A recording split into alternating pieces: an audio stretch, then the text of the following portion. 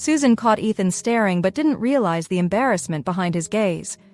She picked up a dumpling, her lips curling into a playful smile as she waved it teasingly in front of his face. "Hubby," she said, her tone light and teasing, "are you sure you don't want a taste of this?" Ethan exhaled slowly, his gaze shifting to the microwave. "Not interested," he replied coolly. Relief flickered through him as he avoided her eyes, focusing instead on the carton of milk in his hands. He placed the milk into the microwave, set the timer, and turned to prepare a sandwich: bacon, lettuce, and toast.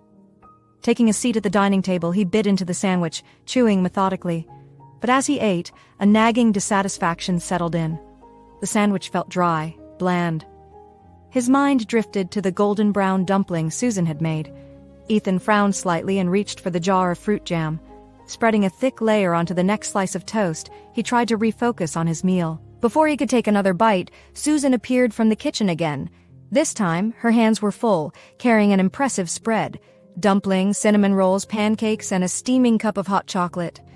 She set the plates down on the table, her innocent smile brightening the room. "Hubby, you don't mind if I eat here, do you?" she asked, not waiting for a response as she slid into the seat across from him. Ethan's brow furrowed, his eyes narrowing as he watched her begin what felt like a performance. "Please forgive me for having a sweet tooth," she said with mock solemnity. "I just can't start my day with boring cereal or a plain sandwich. It's such a disappointment to my taste buds." She picked up a dumpling, taking a big bite. Closing her eyes, she let out an exaggerated sigh. The flavor just bursts in your mouth. So delicious," she murmured, savoring the bite like it was a scene from a food commercial. Ethan remained silent, though his irritation was palpable. His fingers tightened slightly around his sandwich. What a waste of talent that she didn't pursue acting, he thought dryly. Susan wasn't done. She gestured to the pancakes, a grin tugging at her lips. "Warm pancakes with high-quality butter, followed by a sip of hot chocolate. Now that's breakfast," she declared. Ethan found himself grudgingly impressed by how she turned something as simple as eating into a captivating act. Finally, unable to take any more, he began, Before he could finish, Susan seized the moment. With a mischievous glint in her eye, she reached across the table and popped a piece of dumpling into his mouth. Ethan's initial instinct was to spit it out, his brows knitting together in annoyance. But as soon as the dumpling melted, his irritation was replaced with amazement. He chewed slowly, letting the flavor settle. The dumpling was perfect. Even the chefs in the Williams household couldn't match this. Somehow it paired with the milk he'd been drinking. Susan leaned forward, her chin resting on her hands as she watched him with a knowing smile. "Is it good?" she asked, her voice sweet, but her expression smug. Ethan noticed the look on her face and immediately schooled his features. "It's just all right," he said flatly, though his hand betrayed him as it reached for another piece. Susan grinned, winking playfully. "Didn't you say it's just all right?" she teased. His sharp gaze silenced her, but his tone remained calm. "Surely you can't finish all this yourself," he said, gesturing to the food. "I don't like wasting food." Susan opened her mouth to respond, but Ethan raised a hand. "Quiet during meals," he said curtly, taking another bite of her cooking. Ethan, for his part, hadn't planned to eat so much. But Susan's cooking was exceptional, even if he refused to acknowledge it aloud. For a moment, their eyes met across the table. Susan leaned forward, her smile warm and inviting. "Hubby, what do you want for dinner? I'll make it for you," she offered. "I have a dinner appointment tonight," he replied brusquely, rising from the table. Without another word, he headed to his room to change.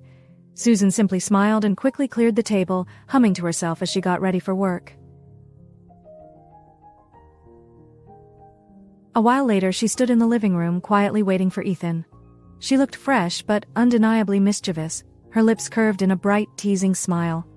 When Ethan emerged from his room, "Hubby," she called out cheerfully, "can you give me a lift? I'm heading to work, too." Ethan paused. He didn't answer immediately. Instead, he glanced at her, noting her hopeful expression.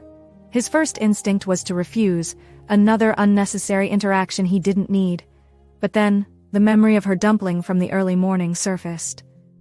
"If it's inconvenient," Susan added quickly, sensing his hesitation. You can just drop me at the subway station. Her attempt to sound casual didn't escape him. With a quiet sigh, Ethan grabbed his keys from the counter. "Let's go," he said curtly, already moving toward the door. The elevator ride to the parking lot was quiet. Susan adjusted her purse strap nervously, glancing at him out of the corner of her eye. Ethan remained impassive. When the elevator doors opened, Susan followed him into the garage, expecting him to lead her to one of the luxury cars. She'd imagined a Bentley maybe, or even a Maybach. But Ethan stopped abruptly beside a modest white Honda. She blinked, her steps faltering. Is this your car?" she asked, unable to hide her surprise. "Yep." His reply was short, his tone devoid of any defensiveness or explanation. He slid into the driver's seat. Still baffled, Susan climbed in. Her eyes caught on a packet of tissues sitting on the dashboard. The packaging was cheap, emblazoned with the words, "gas station," cheapest and easiest in bold letters. She frowned slightly, sinking into thought. "Why a Honda?" she asked finally, her voice tinged with curiosity. Ethan started the engine, his hands steady on the wheel. "It's cheap and fuel efficient," he said simply, his focus already on the road ahead. Susan blinked, thrown by the blunt practicality of his response. Is this what a successful CEO does? She wondered. Live frugally while the rest of us struggle to keep up appearances? The car pulled smoothly onto the street. The ride was uneventful, the silence between them. 10 minutes later, the car slowed to a stop in front of the subway station. Ethan shifted into the park, his eyes briefly meeting hers. "Off you go?" he said flatly. Susan blinked, caught off guard by his matter-of-fact tone. She had only mentioned the subway as a courtesy, expecting he'd insist on dropping her closer to her destination, suppressing the flash of irritation. That flared in her heart. She forced a polite smile. "Thanks, hubby," she said, and unbuckled her seatbelt before stepping out. Before she could close the door, the car sped off, leaving her standing on the curb.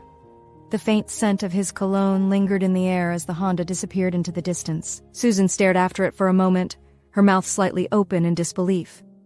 "What an annoying and cruel man," she muttered under her breath, shaking her head as she turned toward the subway entrance.